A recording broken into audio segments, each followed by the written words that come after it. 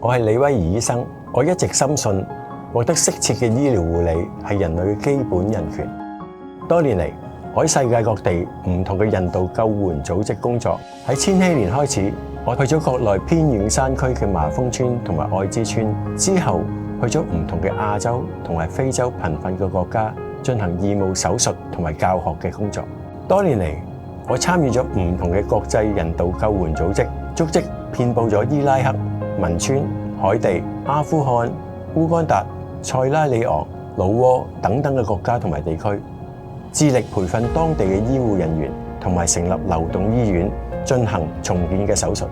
我印象最深刻就係喺伊拉克遇見一個喺爆炸之中失去咗雙親，自己亦都嚴重燒傷同埋骨折嘅細路仔。佢話佢嘅夢想係成為一個救護車司機，因為佢嘅父母冇得到及時嘅救治而喪生，佢唔希望再有傷患因為耽擱咗黃金1小時而失救。再10年之後，佢真係夢想成真，成為咗一個合資格嘅救護車駕駛員。我真係感到多年以嚟嘅人道救援工作實在相當之有意義。人道精神